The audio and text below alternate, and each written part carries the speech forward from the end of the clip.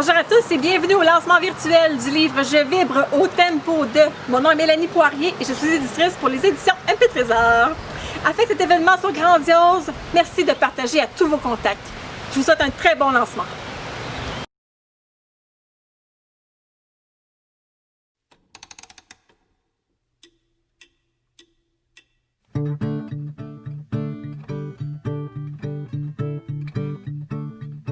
Hey, bonjour!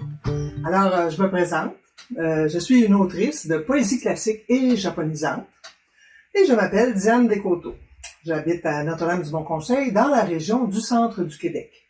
Alors, pour une troisième fois, Mélanie Poirier de les éditions MP Trésor à Durham-Sud m'a approché pour participer au projet, un projet d'écriture sur un thème particulier, en fait, qui était en lien avec une œuvre picturale qu'elle nous envoyait. Alors c'était au hasard, c'était à l'aveugle, et j'ai reçu personnellement une œuvre, bon, que vous voyez pas très bien ici à l'écran. C'est une œuvre, une mosaïque de Monsieur Christian Martin.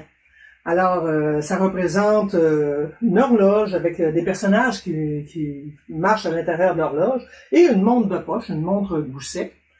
Alors, je devais m'inspirer de cette œuvre picturale-là, de cette mosaïque, pour écrire un poème, un poème là-dessus. Et on était 3 collaborateurs. Alors, le troisième étant un artiste, auteur-compositeur musical, nul autre que le très populaire Fred Pellerin. Alors, je suis choyé. Et la pièce musicale étant Plus tard qu'on pense. Bon, évidemment, j'adore Fred Pellerin, alors j'ai pratiquement tous ses albums. Quand j'ai vu que c'était Plus tard qu'on pense, bon, ça correspondait vraiment avec la mosaïque que j'ai reçue. Et j'étais tout excité, j'ai dit oui, ok. Là, Mélanie nous a écrit pour nous dire, bon, il fallait qu'on parle, bon, du processus créatif. Alors bon, ces foutues aiguilles bonnes qu'à faire le tour du cadran, qu'à se planter dans le bras du temps. Trottinant toujours à tribord, l'une devant, l'autre derrière, dans un lent tempo mécanique, se chevauchant au gré des heures. Même le chien du voisin court de temps en temps après sa queue, l'attrape une fois sur deux et s'endort sur la moquette usée. Or, dans cette sphère immuable, c'est l'homme qui file, passant à côté de l'amour, perdant sa vie à la gagner. S'ouvrir les veines à l'ouvrage, ça met tellement plus de temps. Je remercie Mélanie pour m'avoir encore une fois de plus invité à participer à ce beau projet éditorial. Puissiez-vous apprécier tous les textes qui sont dans le livre et les autres auteurs qui m'accompagnent. Merci. Au revoir.